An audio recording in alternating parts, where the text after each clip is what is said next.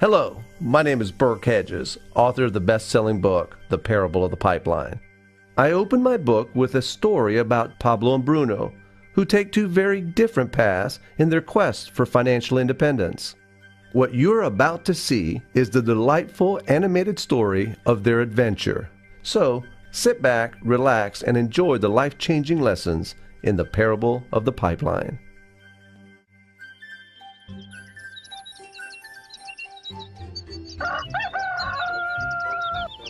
Far away, in a small village, near a beautiful valley, lived two friends, Pablo and Bruno.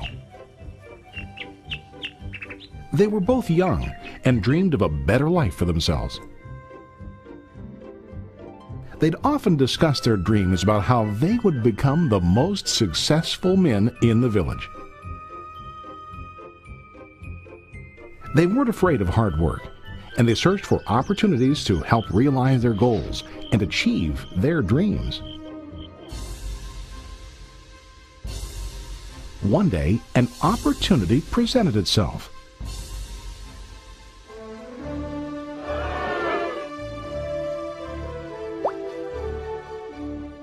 The mayor of the village decided to hire two people to bring water from a spring up on the mountain, across the valley, back down to the village. They were to be paid based on the amount of water delivered to the village. Bruno and Pablo enthusiastically got to work.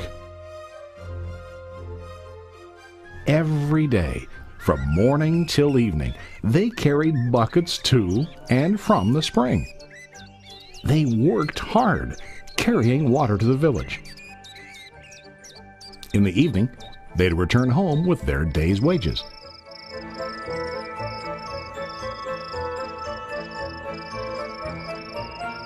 Bruno was satisfied with his work and the money he earned. He was sure that with this work he could achieve his dreams. Bruno thought that to increase his wages he could use bigger buckets to bring more water each trip.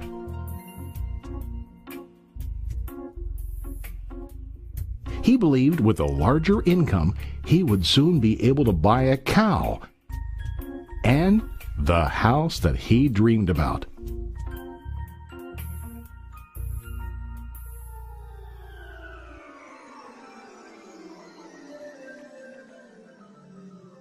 Now Pablo was not satisfied. At the end of the day, his back and hands ached, and he was exhausted. He was looking for an easier way to earn more. One day an idea occurred to Pablo. He imagined building a pipeline to deliver the water from the mountain spring to the village. With this pipeline, he could get more water to the village without carrying buckets back and forth from the spring to the village. Soon, he got very excited about his idea and began to plan. Pablo, of course, shared his idea with his friend Bruno and asked him to join with him to work on and help build the pipeline. Bruno thought the idea was crazy. All Bruno could think about was what his money could buy today and how to get it quicker. He felt that building a pipeline would slow him down and delay him in achieving his goals. Instead, Bruno got bigger buckets and went more often back and forth fetching water.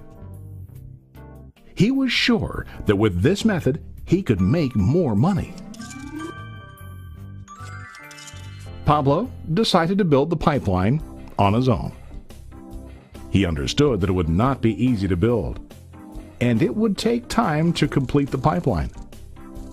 Pablo knew that it could take several years to finish, but he set his mind on his goal. Every day he worked and carried water like before. But on weekends and during his spare time, he worked hard to dig in the rocky soil and build his pipeline. In the first month, there was little to show for his work.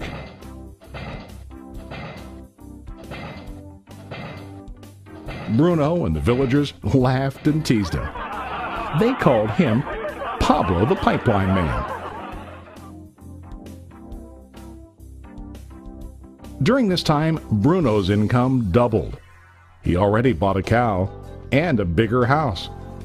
His lifestyle changed. He now spent time after work in the bar, enjoying his hard-earned wages from delivering water.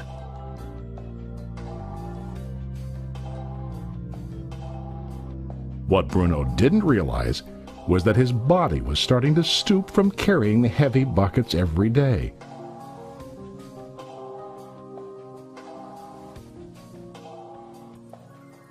His face looked worn and his body tired.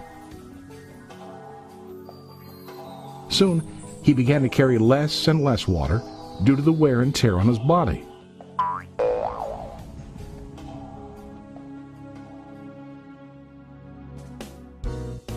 Month after month, Pablo worked. Soon a year passed, and then a second year. Finally, Pablo finished his pipeline. He now used his pipeline to deliver water to the village instead of carrying buckets. Pablo was now earning more money than ever before. The water continued flowing to the village, while Pablo wasn't working. While he slept and ate, the water flowed. Pablo was happy and proud of his insight, persistence, and hard work. Now his income flowed as long as the water flowed through his pipeline.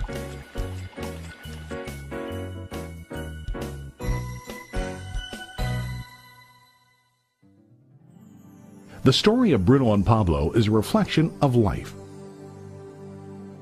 Their jobs symbolize what most people do to earn money. Bruno gets his money using buckets. He goes back and forth, carrying his buckets from the spring to the village in exchange for money. To increase his income, he either has to go more frequently to the spring or to use larger buckets. It's common in real life to increase our income by working harder. For example, working overtime or getting a second job. We also increase the size of our buckets by accepting a higher paying position, which often includes spending more time on the job. Most of us exchange time for money like Bruno. We know that every person has only 24 hours in the day and that it's not possible to use all our time to work. The most difficult time comes when we can no longer exchange time for money due to age, health, or other reasons. Then, our income stops. Now let's review what Pablo did. Very wisely, Pablo did not exchange all of his time for a limited income, but he used some of his time to build a pipeline. He knew that the pipeline would bring ongoing income as long as the water flowed. An ongoing income that multiplied the time he worked each day. Pablo knew that someday, maybe because of age or health, he would no longer be able to exchange his available time for money. Pablo knew that if he could make his idea of a pipeline work, then he only has to do the hard work of building the pipeline. After the pipeline was completed, Pablo was able to monitor and maintain the flow of water to ensure that his income will continue.